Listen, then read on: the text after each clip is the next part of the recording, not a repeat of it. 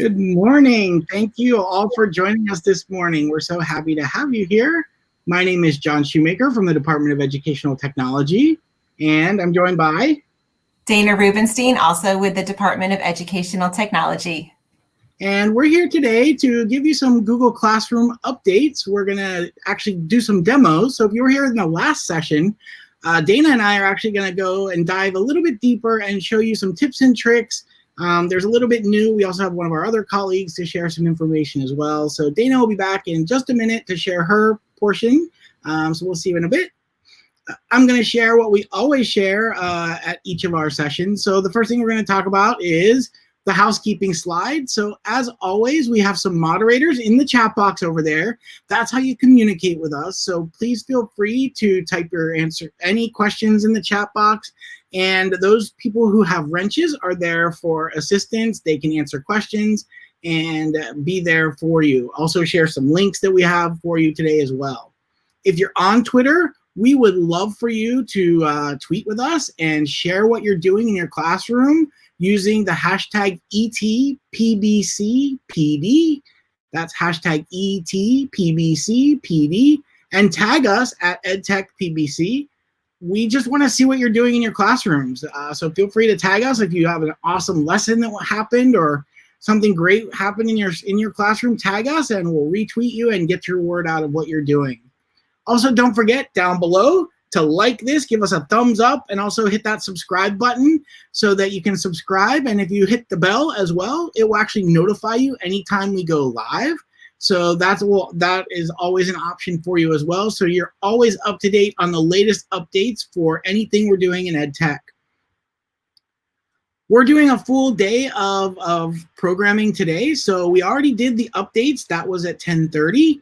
And that was just basically every update all in one session. I love someone, I can't remember who said it, but at the end she said it was like whiplash. So there were a lot of updates since August.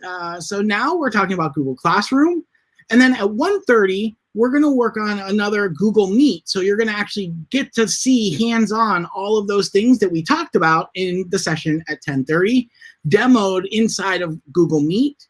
And then at 12:30, we have our normal office hours time. That's going to be a Q&A time. And if we're overloaded, we're just going to throw you into breakout rooms with people from EdTech to answer all of your questions. So we are excited to have you here today.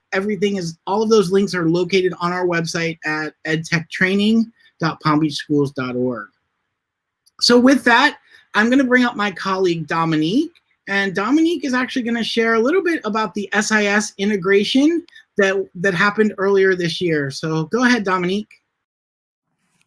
Good morning, everyone. Thank you for joining us. Awesome job on making it through Q1. And for those of you in elementary, halfway through the trimester. Again, just know that we're always here for you, anything that you may need. I just want to give some brief updates about the SIS integration. Nothing has really changed, just some reminders. So for those of you in secondary who have quarters, Q2 will begin tomorrow. If you are using the SIS and Google Classroom integration, there's nothing that you need to do in order to keep your gradebook sync. That sync will remain even though the Q2 gradebook will change. So don't worry about anything there. One other important reminder is that if you are using the integration, just be reminded that in Google Classroom, the grades will remain from Q1. Google Classroom gradebook does not operate in quarters like ours. So you will still see those old assignments and those old grades. But when you start to sync assignments, only the assignments that are synced in SIS and attached to a Google Classroom assignment will be linked. So just keep those things in mind. If you ever have any questions, please feel free to reach out to me, my colleague, Teresa Miller, or the SIS Gradebook Support. You can find our emails on the EdTech training page for the SIS integration, and we're always happy to help. Awesome. Thanks so much, Dominique. We totally appreciate all of that information. And so with that, we're then also going to bring up my colleague, Dana, who is going to start off some of the Google Classroom information. I think Dana may have froze again. Dana, if you can re-hop back in again, I apologize. I see her screen updating, but her video just seems to be frozen again. So with that, I'll get started. I don't know, Dana, can you hear us? Nope, she just popped out. She'll be here in a second. That's okay. Gotta love technology, right? So with that, we're gonna start over in Classroom, and I'm gonna go into her class now. And so here she is, she's back, that was quick. Dana, are we back? Yes, I am sharing my screen right now. Perfect, that was quick. Let's see. Go ahead. All right, perfect, you're good to go. I'll let you take over. Thank you so much. Sorry about that, everyone. So one of the latest updates to Google Classroom is something that's really convenient. When you go to Google Classroom and you land on this landing page where you have all of your course cards, you might have noticed this to-do list and review. So this is something new. And when you click on to do, this is going to show all of the items that are left to do. Now, this demonstrates all of the assignments and items that are left from the student perspective. What I mean by that is that if you are a student in a course, perhaps you took a professional development course, or you are a student in a course at your school, for your team, or from your administration, this is going to show you anything that you have to do.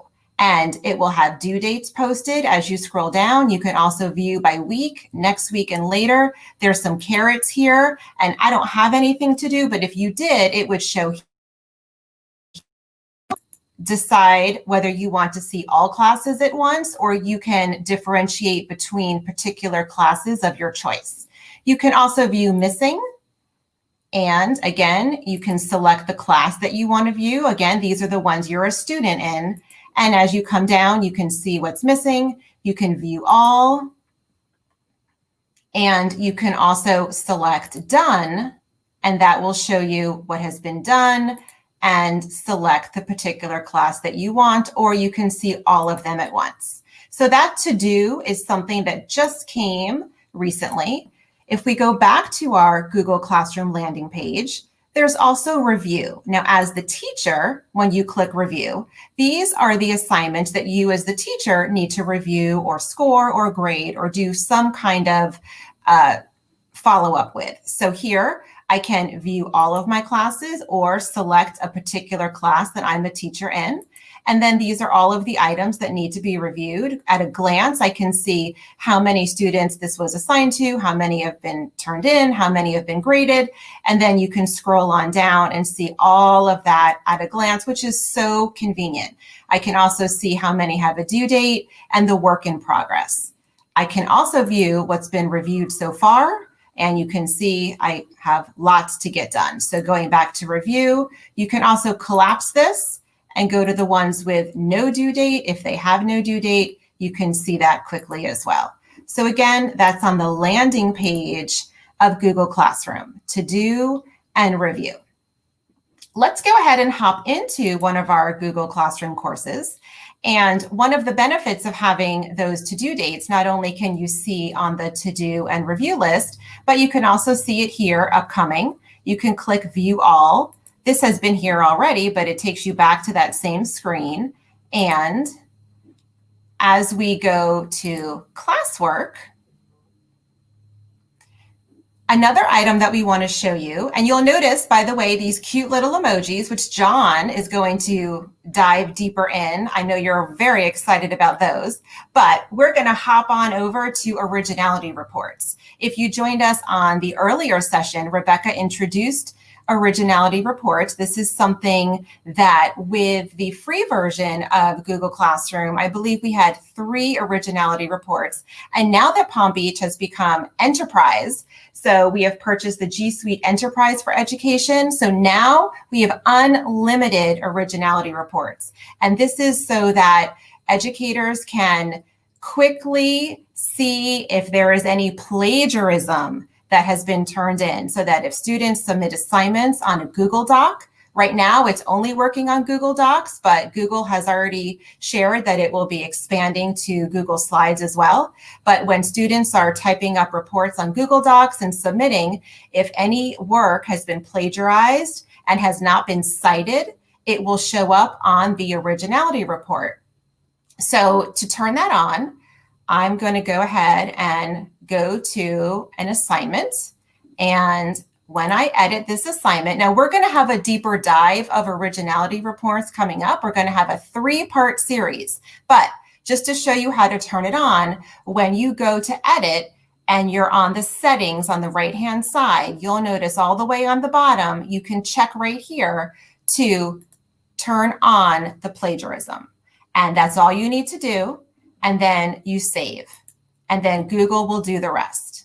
Students can check their own plagiarism report as well as the teacher. So that is something that we are all so excited about, because now we have unlimited originality reports with the new Google Enterprise for Education. And now, John, I'm going to hand it on back to you so we can learn about these amazing Bitmojis. Awesome. Thanks, Dana. And I'll bring you back up here at the end to talk a little bit more about some assignments. So I'm going to share today a little bit about some organization in your Google Classroom. We know halfway through the trimester, through one quarter, your Google Classroom is probably getting a little clogged up, right? So what we are going to do is just try and share some ideas. Obviously, it's based at your school. So, you know, some schools actually have a set way they would like the Google Classrooms, but this could just bring a discussion for those schools as well. But if you don't have any rules on what your classroom or how your classroom has to look, we're also going to just share these as you may actually pick up on these and want to use these ideas. So as Dana mentioned, the first idea is that you can add emojis or fun fonts. So I'm actually going to be demoing a website called coolsymbol.com. And so we're going to go live onto that site. But also I'll show you there's something called Emoji Copy, which is a Chrome extension. And then there's also getemoji.com.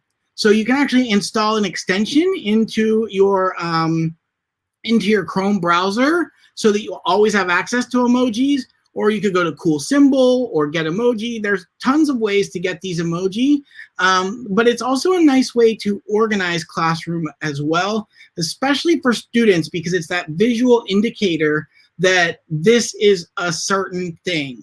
And so one idea, this is from Holly Clark, is she actually created a legend, a key, so to speak, of what each symbol in her Google Classroom means. So for example, if it's a video, she used the little popcorn emoji, which is a great idea, right? If it's something she just added, she kind of uses that firework or that spark looking one. If there's something that has a due date, she has an alarm clock. Also, I love the Flipgrid one, the green heart for Flipgrid, which is kind of their logo almost. So this is just an idea that you can use for your classroom. You don't have to use this many, but it's a good way for your students to know, oh, when I'm in this classroom and I see this alarm clock, I know I have to do something, right? I have homework that, or an assignment that has a due date. So with that, I'm going to minimize this, and we're going to first hop over to that coolsymbol.com where I was talking to you about. And when you land on that page, it starts out with this kind of weird page, right? Like it's just these weird star symbols. But if you look either here where the tabs are, or on the right-hand side, we have the font generator and we have the emoji for copy and paste. So I'm going to go, and our first tip and we're going to be sharing tips today from Holly Clark and also from Shake Up Learning. We want to give credit to those amazing creators that shared some of these ideas, and we'll be able to share their URLs in the chat box as well, either now or I can get to them later.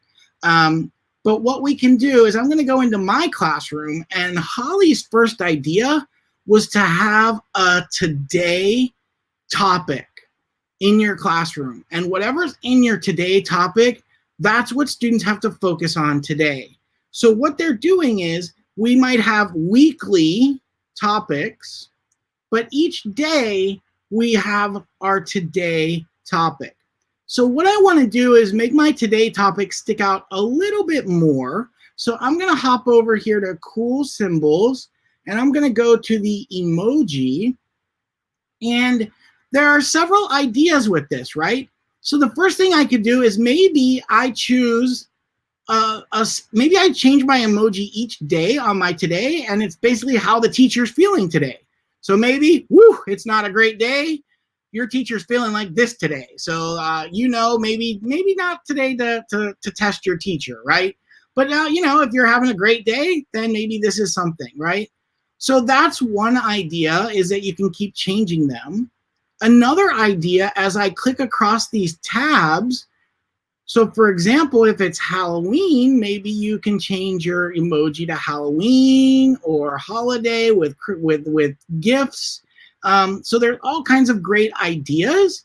Because today is election day and this is E-Day virtual PD, I'm going to take the American flag, right?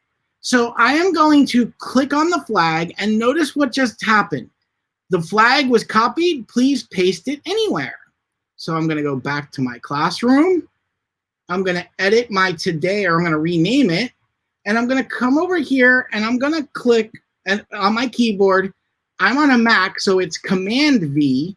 But if you're on a PC, all you do is hit Control V, and that pastes in that emoji. And I know it's a little small, but that's what it looks like when you put it there. So again, all you have to do when you're on the keyboard or on this website is click what you want. It automatically copies it. You come over to your classroom and do Control V or Command V, or you can always right click and say paste as well, right? Now there is a weird thing, and we don't know why, but some emojis don't actually show up. So when you paste it in there, it shows like just a little square, or I actually was trying the pencil, and when I hit the pencil, it did some other emoji.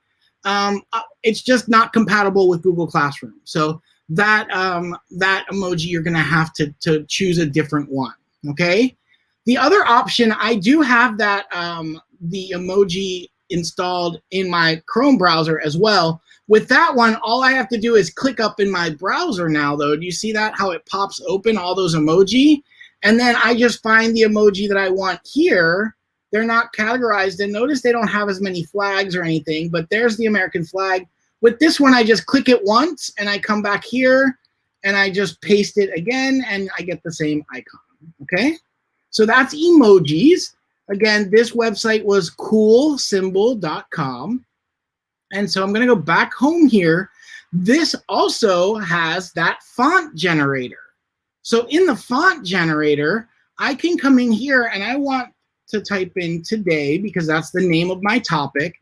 And look at all the cool ways that I could make that appear in my classroom, okay? Now, here's one thing that we do want to make sure you understand. Things like this font, this weird font, or the symbols font here, these are probably going to be a little too hard for your students to read. You always want to think about designing with universal design for learning so that you're designing for the edges and not the middle. And so make sure you're choosing a font that's readable by all students. So if I'm an elementary teacher, I probably don't want to use a script font, especially early elementary, because they won't be able to know what that says. I'm just going to go with this black bubble one because I think it's really going to stick out. And again, just like the emoji, as soon as I hit copy, so now I'm going to come here, I'm going to highlight because I want to replace this font. I'm going to delete it, and I'm going to do the same thing, Command V or Control V, and notice that cool font appears. Now when I hit rename, my today is nice and bright and blue, right? So that's a cool way that you can add an emoji and also add a unique font to your Google Classroom. So again, the first tip was your today tip, right? That was the first tip that we're coming up with. Another tip, and for this one, let's pretend it's the water cycle week, right? So today, today is the first day we're actually covering it. So all I need to do is drag up to the top the things that are there for students today. So see how now students have this, and then at the end of the day, what I do is I just drag it back down into the week so that the students actually know what they're doing today. And so I use the actual little alarm clock for homework. And now there's two ways you can handle this. You could create a homework topic where you put your topic in there each time, Or you just use an emoji. And another tip that we read that was great is that you can put the time of about how long the homework's going to take. So like in parentheses at the end of the assignment, just put 5 minutes or 10 minutes. And that kind of gives students a little bit of an idea on ways that they know how much time they need to budget for their homework, okay? And then again, at the end of the day, like tomorrow morning or the end of the day, I'm going to pull these down. And then it's the new day. Okay, so now tomorrow we're working on the water cycle, right? So you can move those, especially if you're doing the weekly ones. This is so easy to just drag from your week and pull up to your today, right, for each of your classes, right? The next idea we have, and this may hit, Lena, this may hit your question. Another idea to keep organized is to use either the weekly, right, the weekly one, so they just keep stacking down. Each week keeps popping down in your classroom. Or the other idea is to create something like a past assignments or an archive topic. And for that, you would just drag down anything. So we're done with the rock cycle quiz. I'm going to drag that to past assignments. Now, maybe what this is that if it's in past assignments, then that means you're not taking any work for it anymore, right? So your time limit to do the rock cycle essay is over. We're keeping all the information on the rock cycle up here if you need to review it, but the assignments could also be pulled down to past assignments. The only other real way, because there is no way to archive your assignments, like that's a frustration point. There's no way to archive them. So the only way you can do is actually delete them. So what we recommend is either keeping them in weekly chunks or creating a past assignment or archive. But we have heard that there are some schools that are just creating brand new Google Classrooms each quarter or trimester to try to keep them clean. But for AP classes or things like that, you know, where you need to access all that information, it's a little hard for those students to go through 4 classes. Again, this is all your user experience. It's what you want. It's what your school is requesting as well. So I hate that that's the answer. And I think, Dana, I'll bring you back up. That's really the only answers we have right now that Google is allowing us to have is either past assignments, a new classroom, or just doing the weekly chunks, right? Dana, are you there? We got you, Dana. Yes. Am Perfect. I there, or did I freeze again? Nope, you're here. Gotcha. So just one other suggestion, and again, this is completely up to teachers of how they want to manage, how you want to manage your assignments and your work, but perhaps making another Google Classroom course, think of it as like a sandbox, so to speak, and you could repost those past assignments to that Sandbox course and just leave them there and then delete them from the original course. And that way in your Sandbox, if you wanted to reuse that post perhaps next year when you go back to that same unit, you could always take it from that Sandbox course if needed. That way you're not completely deleting the assignment because it's in this, so to speak, Sandbox course or practice course or archived course that you still have active, that you're keeping your past assignments in, and then you could bring them back to your live courses in the future, just as an idea. That's a great idea. All right, so Dana, I'll let you share some other clues coming from Shake Up Learning on digital assignments. All right, thanks, John. So Shake Up Learning is another great resource. If you follow her on Twitter or social media, she has a plethora of ideas, not only for Google Classroom, but so many other applications as well. And she had some great suggestions for digital assignments. And we're going to just hit a few of them. So one of her suggestions is to number the assignments. So by numbering, notice how here I have number 1, number 2, and number 3. And by doing that, it just helps students to organize the workload, especially if you're doing things in chronological order in your classroom. If you want this particular assignment done first and this one done second and so on, you can also, as the weeks go by, you might say to your class, class, I want you to go back to assignment number 12, and then students can quickly scroll down and find that particular assignment as needed. Or if you are dragging down to past assignments and it's no longer in the topic, then as it's down here and it's towards the end of the year and maybe you're doing a cumulative review for AP exams or FSA or whatever it is that you're working on, you can also quickly identify by number, boys and girls, I need you to go to assignment number 13 because we need to review that content. So that was just one of her great suggestions to number. And the reason why she suggested using 3 digits is because as time goes on, if you get to over 100 assignments, that way you have enough room for 3 digits.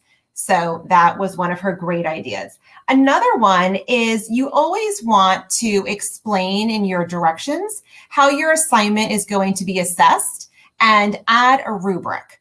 And to give you an example of that, I'm going to open up this assignment so that we can view it. And let's go to the instructions. And being very clear and precise to your students so they know exactly what the directions are, step-by-step directions of what the expectation is, and adding a rubric. A rubric is so important so that students know the expectations of how they will be scored and assessed on the particular assignment. If you're not familiar with how to create rubrics, we do have one of our recorded sessions on this, and we will add that to the chat. In this particular one, you can see that the rubric is identified by different items, and they are extremely helpful for students to know what the expectation is, but also from the teacher perspective, when you go to grade these assignments, having a rubric is so helpful. It keeps your grading objective, and it really streamlines the process of grading. So adding rubrics is definitely a very important part of creating your assignments. Another item you'll notice here is identifying how the student will turn in. Notice here it says when you are done, click turn in. I'm sure you've noticed that with Google Classroom, sometimes students will turn in and sometimes they will mark as done. And it all depends on the type of assignment. So for example, here we have turn in, and that is because students can turn in a Google Sheet or a Google Doc or an attachment when they have a copy, when the teacher makes a copy for each student, or if it is a question, they will see the turn in button. Now, on a different note, students will see the mark as done button when it is a quiz assignment, or you have a form or a Google Sheet or a Google Doc or an attachment that you have where students can either view or they can edit, where the whole class can edit together. So it's important to identify the difference and just being clear with those directions. It's also very important, and another one of Shake Up Learning's key recommendations is to always add a due date with the date and the time. Because when you add that due date, not only does it populate on the actual assignment, but it populates on the to-do list for the students. So if I go back to the landing page of the classroom, students will see anything coming up right here as upcoming. Students will also see it, like we showed you earlier, on the landing page, on the to-do list. They can also see it right here on the landing page of the actual classroom. Students will see it on the calendar because, remember, each Google Classroom course has their own unique calendar. So when a student clicks on the Google Calendar dedicated to that particular course, they are color-coded. So when I click on this calendar, it's going to take a second. But if I turn off my calendar, all right, this is taking too long, but you would be able to see all of the items that are associated with a due date for that particular class. So that's definitely a key tip, to have due dates.